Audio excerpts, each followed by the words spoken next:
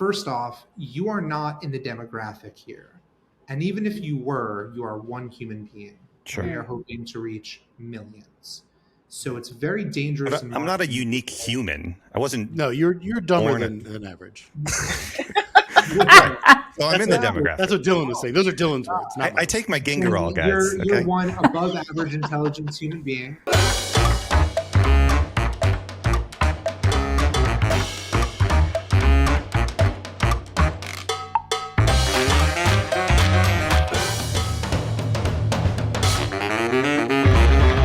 Guys, so we're starting with the second half of the CRO episode. If you want to catch the first half with Dylan Ander, just click up here somewhere.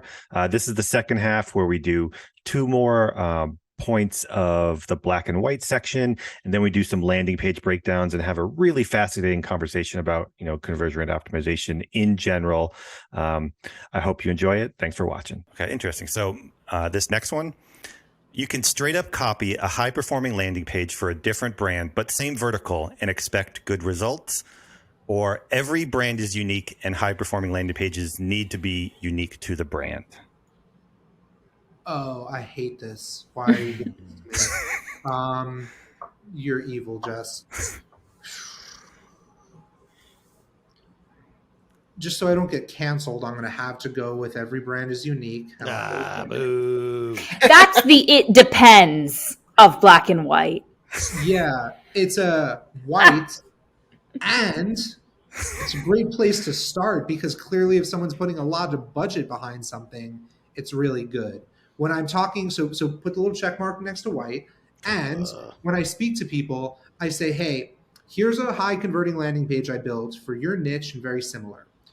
Steal this. Steal Like an Artist. It's a great book. Highly recommend everyone reads it. Steal Like an Artist. It works for literally every part of life. Mm-hmm. And stealing like an artist, take this.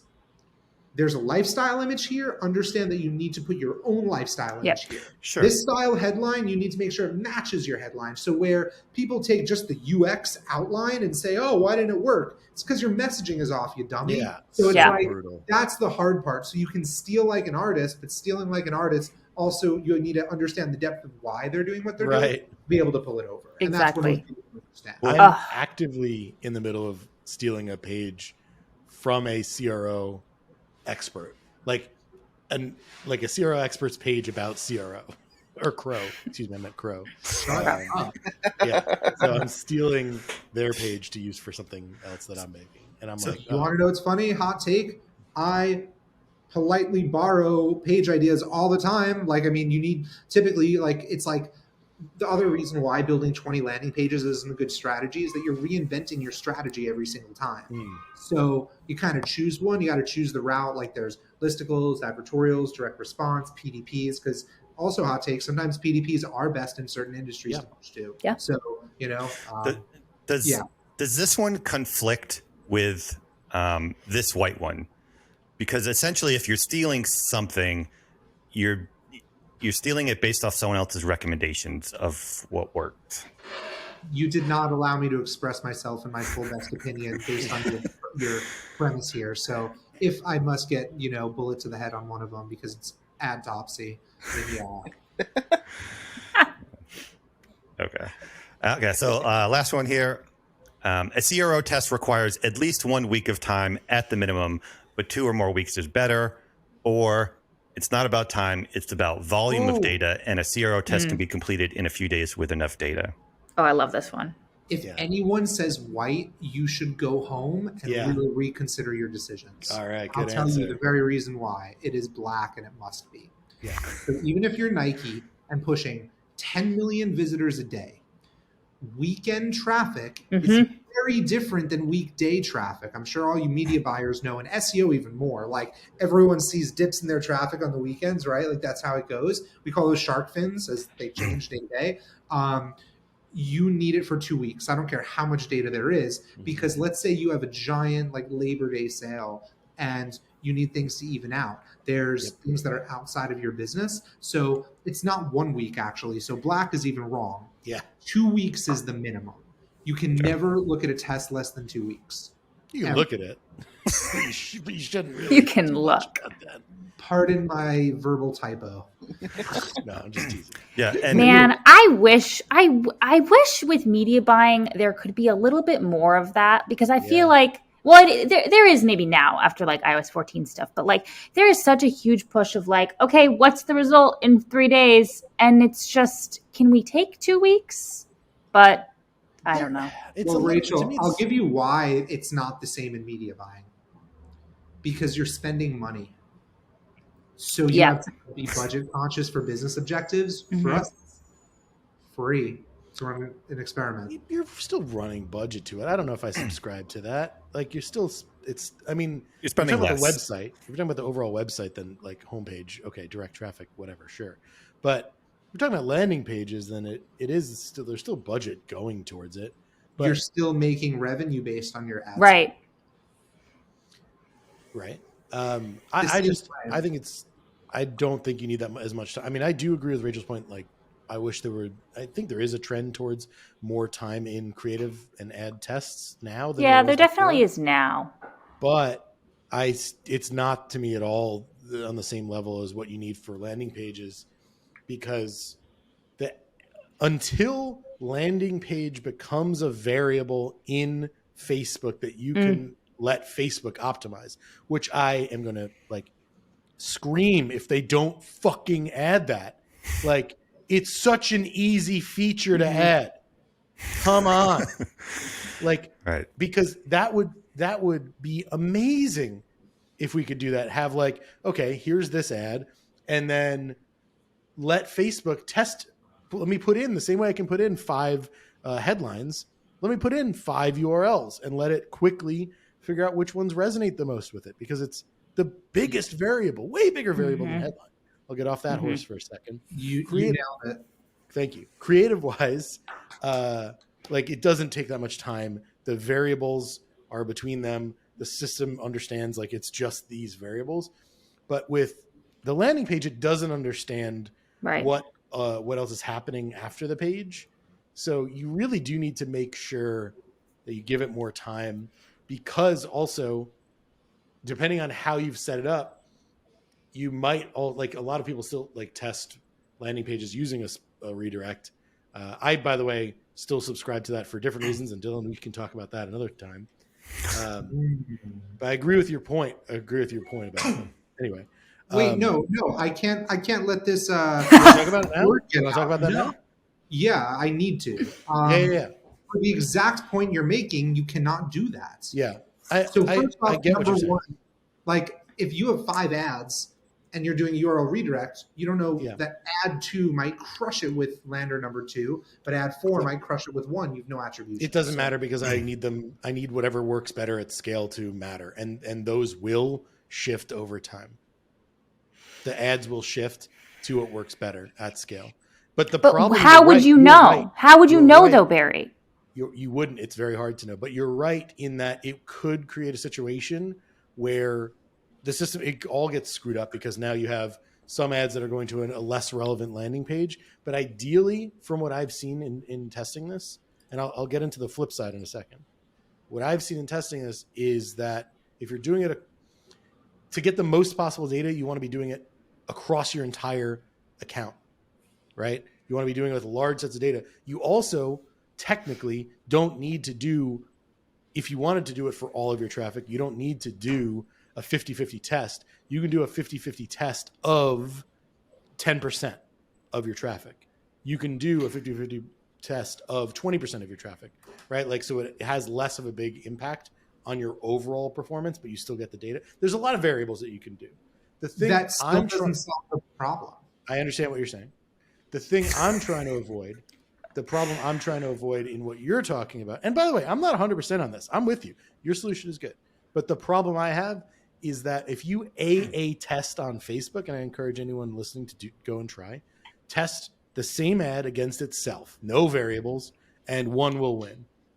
And so to me, that system is not the best possible system to be doing a test like this, because you can have winners that just win because of more engagement on the ad, and the landing page has nothing to do with it. So that's what I propose a tertiary solution. I'll propose one. No, you go ahead.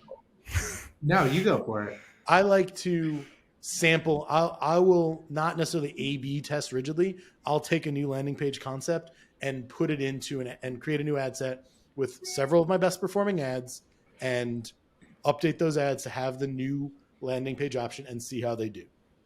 And that's compared to my benchmark.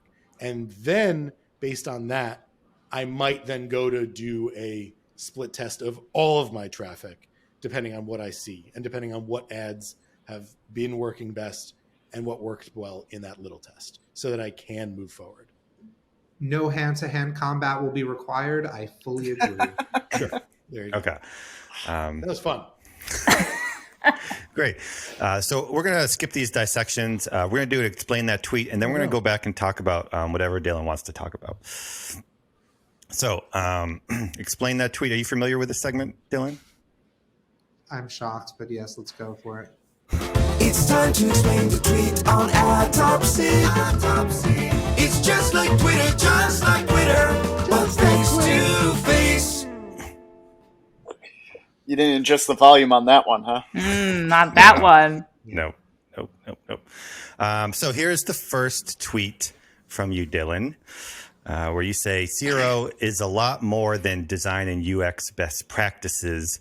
I don't know what this is the beginning of the Tesseract or something going on here. Wait, you missed the best part. #NerdZone. Yeah. That's a splittesting.com exclusive hashtag. No one's allowed to use that. Challenge. Shout out to Brittany, our head of CRO at splittesting.com. One time, like when a new team member came on, Stephen Colbert, it says, "Welcome to the Nerd Zone." That's like our greeting, like gift for everything. So that was for her, even though she's not on Twitter. So we love you, Brittany. So do you want me to go into that and really explain that tweet? No. I just thought it was funny. I'll give a quick one though. But this is something that's very important. So statistical significance is something that a lot of people speak about. Yeah. And there's two concepts, or there's two very important data points, which a lot of this is statistical significance and statistical power. They are two different things. So statistical significance is effectively like, if the difference is enough, right? To deem that the change that you made is what's causing the difference. Mm-hmm. Statistical power is if you repeat the experiment 1,000 times, will you get the same one? So an example, let's say we're flipping a quarter and we do it 3 times and all 3 times land on heads. It will be statistically significant that heads is more likely than tails. But is there enough statistical power to yes, 100%. It will always be that. Exactly. So no? Wait. So that's the important part. So things can be statistically significant, but without enough data. So my long way of saying this is the actual formal way to calculate, but just go to a statistical significance calculator, plug in your numbers, and it'll tell you yes or no. Mm-hmm. But what if I don't feel like it? Like, what if I don't feel like the numbers? Then I would give someone your phone number and say you should go complain to Barry. I just don't. The numbers don't. They don't look or feel right to me. I want them to do what I think they should do. So this doesn't help that. There's some other variables that are messing it up. Clearly. Also, I bite my nails, so I guess I'm exposed. I'll expose myself. Oh, me too. Hey. So this next tweet is related, but it's a tweet from me. But Dylan, you did reply to it. Oh, it's a tweet from you. I'm so glad you included your own tweet in the guest section. Yeah. Oh, Jess, I didn't know you used Twitter. On the weekends, occasionally. So I said, there's going to be a lot of brands crossing the Vantasner Danger Meridian in Q4. It's going to be fascinating to watch. And then there's this research paper about the Vantasner Danger Meridian efficient tool for predicting danger. What did I say? Really and then you said, can you drop a link to this study? It sounds like fun for Nerd Dylan in the Nerd Zone. So I just want to briefly explain the Vantasner Danger Meridian. I'm really cool at parties. because it applies to certain events that are happening in the world today. So the Vantasner Danger Meridian basically says that if you get into a situation or something, there isn't a point of no return. You can always return, but the cost of return is higher the further you get into that situation. And you can get to there's a line where the cost of return is higher than just proceeding forward. And beyond that line is when the threats and the dangers become exponential. And you can see that in the case of like FTX or something, where it's like, how could it ever get like that? And it gets a place where they're just beyond the Vantasner danger meridian. And so that's what happens. But the reason why I love this so much is because this research paper is entirely fake. Yeah. Was entirely made up for the show Patriot on Amazon Prime. And so they have this concept in the show, and they faked this research paper and got it published actually. And it's entirely nonsense, but it relates to the show very well. And I love promoting that show. And Dalen, I think you'd absolutely love that show. I think you DM'd me and said, "It's fake, you dummy," or something like that. Yeah, right. Same. Just to be clear, I can't believe you didn't get a screenshot of mine also in there, like saying something where I was like, what is this? What is this? So I love recommending the show. I hate using the word Patriot because it's a horrible generic ass name. But if you go to Amazon Prime and just search for the structural dynamics of flow, which Dylan, you would also be into, also fake, you'll come up with a show, and it's great. This is a really good show for people in our field because it's just like jargon on jargon on jargon, and they use it in such a funny way. And it's just like talking. It's so good. Is it a comedy? Highly recommend. It's comedic. It's not a comedy. It's like dark, but it's hilarious. Ooh, black or white? Yep. It depends. Boo. So Canceled. I know we're over time, but we're still running. But Dylan, so a little bit of a BYO segment. Is there something that you wanted to talk about or show off or something? Yeah, those two landers that I showed you, I'm going to give you guys one more. Guess how they performed. Okay. Where are the links? In your DMs. Okay. One moment.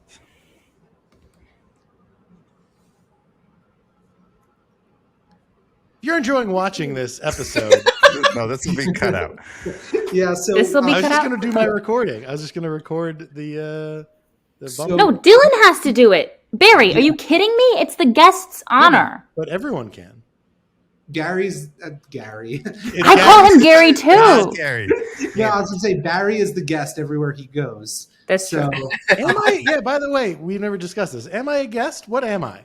Because You're like Andy Richter. I'm just perpetually here. He's the Andy Richter of the you're show. the Andy Richter for sure. I'll take it.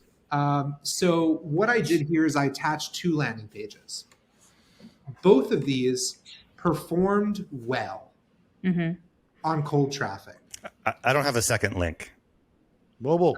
Scroll up, buddy boy. Okay, hold on. So both of these performed well, and the founder was happy with both of these. They had different effects in terms of how they interacted with ads and their performance. Sure. So I would love for you guys to guess, like with the facets of AOV, conversion rate, total ROAS. Oh. Like what I'm saying is both of these are good Right. performers, but one is a listicle and one is a direct response lander. Brilliant. So that's why I wanted to see for you guys what you thought the ad performance would be on both of these. And also just to simplify it and give you an even better picture, they're UGC videos talking about lowering inflammation in the body. Both like the same UGC videos that like the same point that we found about turmeric is lowering inflammation and joint pain. And that is what the ads that went to both of these are. So feel free to explore and let me know your So thoughts. we're talking about the difference between conversion rate and AOV and what, right? Yay and nay. What I'm saying is both of these worked well. Both of these made profitable ads that we liked. Sure. But the difference in the two of these and the effect that you feel it had on ad performance, identical ads in different ad sets that we scaled, and what you thought the difference between the two of these were in performance. Okay, we'll just go through these. All natural. This is one. This is one. Just just a small tip. This should be upgrade your allegiance to turmeric. Right here. It's good. Okay. Press. Scanning. 20,000 people. UGC. Education. Turmeric. This looks like a sausage right here. It does. Better It's like a absorption. cockroach. Or a caterpillar. Yeah.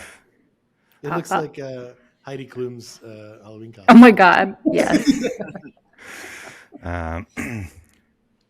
More supplements waste. Most supplements waste your money. Okay.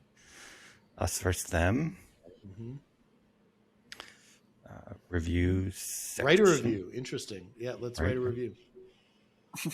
These are not compelling reviews, but okay. So that's a live review piece, not a summary thing. Correct. Yep. That's a bold choice, I would say. I can't make a statement until we finish. That's fine. More education, but the product made in the USA. Here's the offer. 3. 17. Wow. $17.99 each. And then 25%. FAQ. Okay. Moving on to the other one. Footer. Discover this doc's secret to reducing joint aches and stiffness, soothing inflammation, and improving memory. Wow. But it's a special health report. Soothing That's smart. inflammation. My brain is having a hard time processing that. All right. List of Do those open, or are they just? Nope. Oh. I want to see the heat map of those. Like how many people click those to drop them?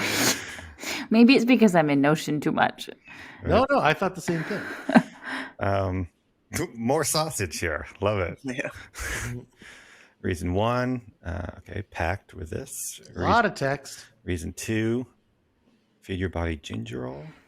Absorb more. Feel better faster. She's loving it. Actually, finger licking good. Turmeric. Are you ready for? Are you ready? And here's the offer. Get up to that's no price. Click it. Then it brings you to the product page. It just charged your credit card. Yep. Okay. And then it brings you to a product page. Same offer. Okay. Yep. Natural peach. All right. I think I know which one is better.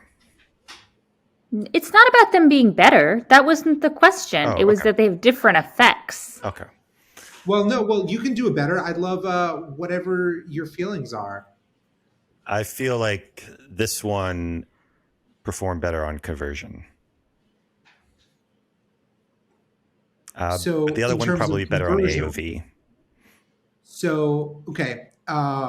We'll go through each of the metrics, right? Mhm. Conversion rate. If this is number 1 and the listicle is number 2, which do you think converted higher? 3, 2, 1. The first one. Cool. That is incorrect. Oh, Damn it. I mean, it's hard to bet against a listicle for me. That's true. But I Ready? really, thought this one was. Which had a higher ROAS? 3, 2, 1. 1. Nailed it. And the reason is higher AOV. If you scroll down, this is one of our real good tricks. You know how they have those 3 option boxes? Yeah. On desktop, they're all next to each other. Mhm. One of our real good secrets for anyone who does multi like options. Yeah. You see how in one screen you can see all 3 of those? Yes. That's the biggest winning split test we've ever hit ever. Mm. Like 40% rise in conversion rate. Sorry, 40% rise in average order value, no change in conversion rate. Because what happens is you see 1, 2, and then 3 all in big boxes. So you never get to the 3 or the 5. When you have all of them horizontal, like if you put it on desktop, like X out of the inspect, you'll see on the whole page, like there's the long, tall, skinny boxes. But people just take those and move it onto mobile. So because this does that, AOV was through the roof. And then for conversion rate on the listicle, it's like 6.5%, 7% on cold traffic. But it was break even on the front end. But don't you spending around $1,500 to $3,000 a day. So not like the biggest scale ever, but a decent amount of spend. And this is just Facebook. So TikTok, actually, the first one absolutely failed, and the listicle crushed. So TikTok to listicle is very underrated. Something I'd recommend people try. I feel like that's like, it's so funny because I think about all these things. I'm like, I that's only what I would do. Fail as well. But my media buyer was like, "Do you mind if I try it?" I'm like, "Yeah, buddy, go for it. It's here." So we tried it, and it crushed. Like our ROAS was higher on TikTok than Facebook for listicles specifically. So this listicle is the highest converting page that we've ever built. I mean, gonna steal it. This makes sense to like what a lot of what I see in this space, which is like just flooding people with information. They kind of like, I think they just go and cherry pick to find the one thing that they were looking for in the first place to latch onto. And then they're like, oh yeah, I'll buy this. So that's correct. So the way we do it is we make a customer feedback survey. We ask them what's most important to them or what their pain points are. We list those in order. I'm not getting enough Gignerol. Yeah. Gignerol. Oh, Gignerol. Nice. It's genuine. Gingerol. It's supposed to be gingerol. It's actually the first typo. word in that paragraph is typo. It's the highest converting. That's why. You're fired. Well, I wonder if it's the same thing with like the Nairobi and Prince spam emails that have typos that work for people that are not paying attention. Cannot confirm nor deny. But Dylan, why don't you just take the stacked approach to this page? Right. Then you have best of both worlds. Micro commitments. So in the 2-step pop-ups that happen a lot, and remember how you noticed the pop-up that came up and said, do you want 10% off? Yes or no? Right. You have to click yes and then enter the email. If the pop-up comes up with the actual, like, give us your email right now, people are like, oh no, sensitive info, right? But if they click yes, they already committed in their subconscious brain to actually do that action. And we call these intermediary pages, which is where you can't buy on a listicle or advertorial in the proper way, right? In the proper sense of the way they're supposed to be built. A lot of people try putting those on the bottom and like buy boxes on the bottom. It's like, no, this was supposed to be a special health report, as Rachel sent out, which is, hey, here's information about turmeric and ginger. If you want it, go buy it now. And then you go across. So it's like they read a lot or they skimmed through a lot and they're already convinced. And that's why even though there's an extra whole click and then more information to absorb after that, it's that you're giving them everything. Yeah, but it's just a different vibe. Like, it's like what I agree with Jess. Like, you went from one style of page now to another, like with emojis, little custom looking emojis. Because one is a special health report that is coming through as informational and boring and regular font. And now here's the cool, sexy, fun brand. Yeah. But you can't tell me you haven't tested the stacked version. If this was like the highest thing ever. Yeah. It's also different. Because such it's different mobile. language. No, that's a product page. That's not a cold lander. That's a standard PDP. But they still need to choose one of these. And it feels like if people are choosing better. Also, the language here is very different because this is saying 1 bottle, 3 bottle, 5 bottles, 90 servings, 180 servings. Well, no, guys, this is not on the listicle. The listicle just has the generic buy box. So you're thinking of 1, not 2. But what we're saying is they're not like comparable because this one has different like language on it. It says 1 bottle per 1 month, 3 bottles per 3 months, 5 bottles. Like this is less. I don't know. There's something like Jess. We're agreeing, right? Like there's something about the other flow that looks and feels and acts different and displays different. So like, why are we like why if we know it works well for something on the other page, why aren't we using it on this flow? So we tested it. Okay. And failed. The languaging from the Cold Lander absolutely bombed here. Because here's the thing. One is a Cold Lander where you're first discovering the brand and trying to get them to buy. PDP is people are typically more educated when they land on a PDP. So the 3-month supply, and like again, I had the same feeling that you did because I acquired this brand and then started growing it, and like we built that lander, and then this was like a majority of the product page that exists here. We just made a couple of tweaks, and it's really been performing top notch on the PDP. The 3-month supply and the 5-month supply. Notice there is no subscription here. That is something that a lot of people on Twitter are like, you're an idiot. Why don't you have subscriptions here? I'm like, well, my global conversion rate is almost always sitting at a 7%, even when I'm pushing top of funnel traffic. I'd rather get the sale and really rely on text message and email to get them back again and again and again, and the product sells itself. So I'd rather get customers in the door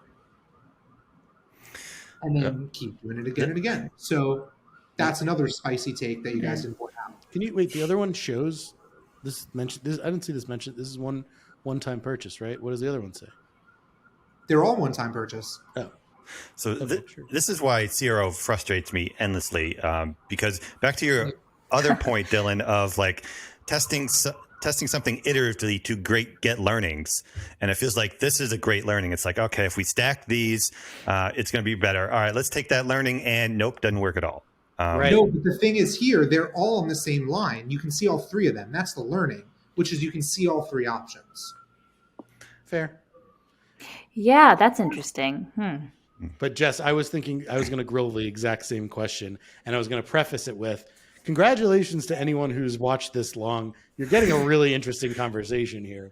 And maybe, I mean, this is rad because like, I agree. Like, yeah, we learned a lesson from one that we think we could apply to the other, but we kind of can't. It's just, it is really interesting to think about that. One thing actually that we did learn, so you see the percentage off. So see how it says you save $9 and then you save $27 on the bottom. If you go back to the lander, you'll see that there's that again, it didn't work. We thought that save 15% or save $9 plus free shipping on the left would work, but save 15% plus free shipping worked. So you would think that save 15%, right? Like, so we have the discount percentages on the top and then the dollars off on the bottom, which shout out Nick Harris. He's the CEO of splittesting.com. We love you, Nick. If you're watching this far, I don't know what you're doing, but that was something that he stressed. He's like, well, why not both? I'm like, that's going to cloud the screen, and it crushed. So that's another interesting. Like, Dylan, let me ask you, because I feel like one of the issues that I have is, this worked, this didn't. This isn't science, and it's impossible to run like a perfect test. It truly is. And so at some point you have to also rely on your experience, and you can't test. There's not enough money or time to test all the little minute details, and you have to make decisions on things. Well, the wall behind him disagrees with you there. Test everything, infinite funds required. But when I'm like creating ads or something, I'll look at the ad and I'll ask myself, like, how am I feeling about the ad? How does it make me feel? Because I can't test every second of the ad. It's not how things work. So when I'm looking at this, I'm like, there is so much math involved here and numbers, and it kind of turns me off. What do I do with that feeling? Do I bottle that and be like, test it? Or is that feeling indicative of some experience that has validity to it? So the whole premise of the question is how you're feeling, right? First off, you are not in the demographic here. And even if you were, you are one human being. Sure. We are hoping to reach millions. So it's very dangerous. But I'm not a unique human. I wasn't. No, you're dumber Born than average. So I'm in the demographic. That's what Dylan was saying. Those are Dylan's words. Not I mine. take my Gingerol, guys. You're one above average intelligence human being. No, it's that like you can never say like even if you are in the demographic, right? Like we target middle-aged women. That's like 95% of the customer base on this. And you know how you feel versus how a middle-aged woman perceives this. Also, you as a marketer versus someone else from the outside. Classic. So, of course, we need to objectively think as a marketer about what others will. And this is why, going back to the top of the episode, whoever understands their customers the best wins. I've sent out surveys saying, which would you prefer? $10 off a bottle or 30% discount? And some people said 30% discount, like most people said discount. And the funny thing is, I realized, wow, that's because this is a product that they buy multiple of them. Because if their average order value is going to be $60 or $70 where it is, because a lot of them buy that middle option, the discount's more useful for them than, the dollars off. So it's really interesting that, to be honest, whenever I have a question a lot of the time, I just go and ask customers, just send out a free survey, just go and ask them, try it. So it's testing is not just split testing on your website. What? User testing. Customer feedback. Dylan, wait, a follow-up on that. Who are you asking? Because when we send, I think we always we send out customer surveys for a lot of different things, and it's always an interesting question of what segment of people are we trying to talk to of our customers. Who are you using? Last 90-day purchasers. Okay. What about non-customers? How do you learn from them why they're not buying? Isn't that super valuable? So it's the exact inverse of what we do. So we do it to last 90-day non-purchasers and purchasers. So if you guys ever read the book Never Split the Difference by Chris Voss, Love it. So FBI hostage negotiator. Oh, heck yeah. Yep. FBI hostage negotiator tells you how to speak and gives a hostage negotiation and then how to use it in your everyday life. The biggest takeaway I took is that you need questions that start with how and what, because they can't give yes or no answers to that. How, what about our brand makes you choose us over others? They can't say yes or no. They have to answer. Mm-hmm. How can we improve our experience? They can't say you can't or you can. They must do it. So what made you buy from us? Why did you go with us over competitors? Questions like that. Why didn't you buy from us? What stopped you from buying us? How could we win your business, right? You have a lot of sugar in your product versus I want a low sugar one. It's okay, cool. Now we just learn things about people, right? Like what they're looking for. I mean, there is a decent amount of sugar in the turmeric and ginger gummies, but they taste so good in the morning that it's a lot of people's morning ritual to take these because they feel like it's candy in the beginning of the day. But the athletes, that's not the one taking Jelly Bee supplements. I know we're way over, but the demographic thing you brought up is so rad. I was going to ask that.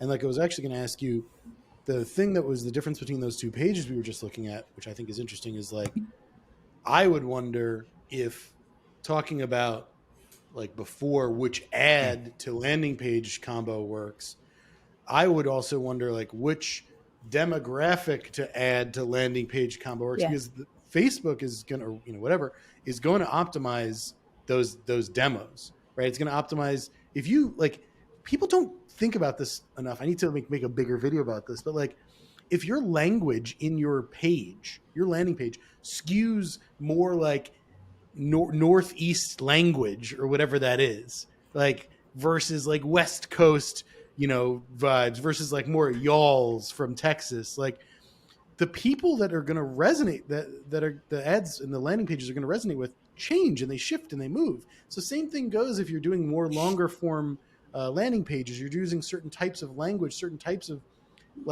spacing.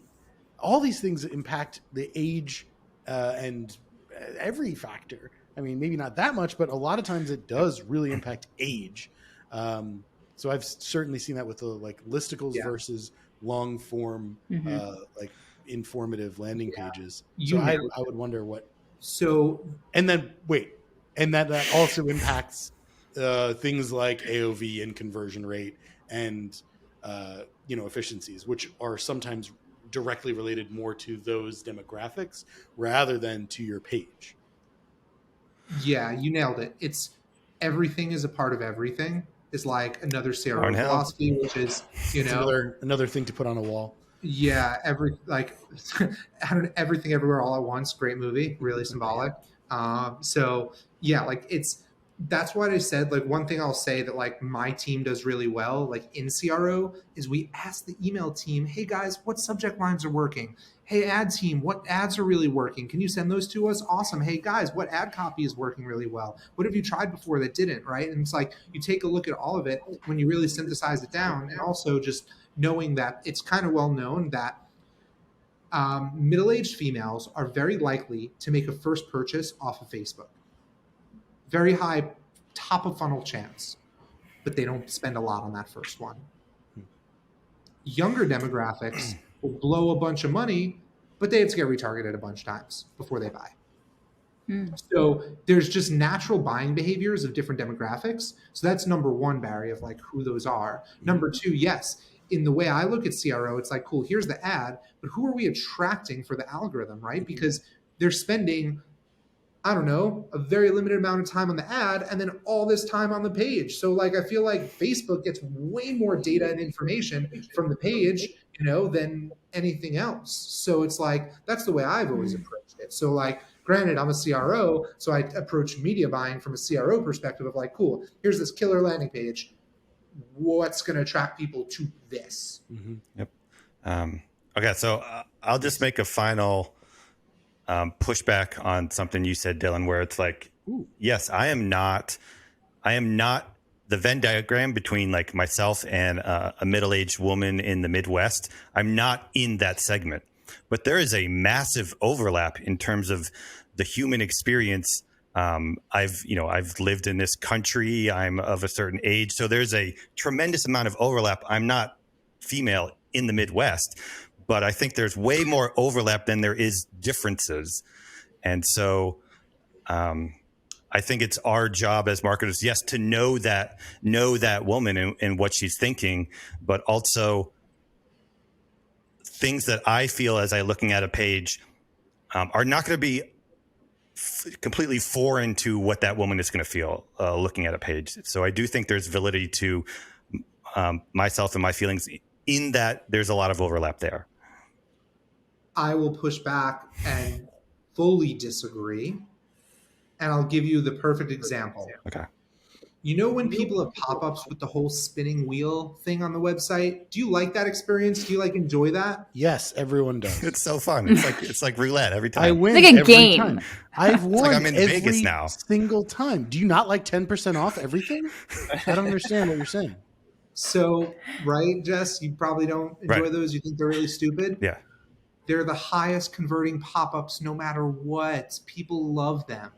Every single marketer hates it. Like we're like embarrassed to put them on our website. But if you're really CRO focused and want every freaking email, you put the spinning wheel of stupidness on your website. Whoever invented that is genius. So it's that type of thing where.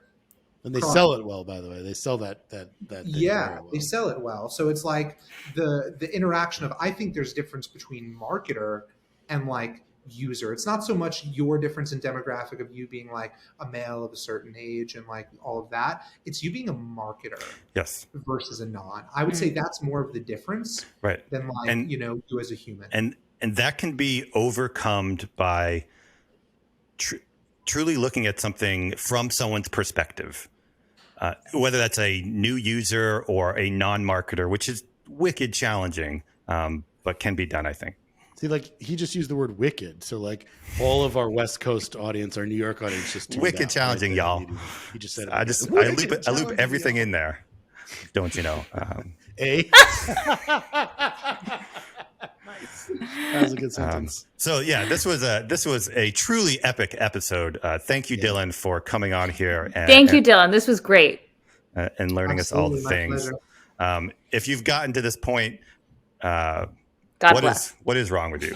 But please like and subscribe and comment about anything you liked in this episode as well. Thanks again, Dylan. My pleasure.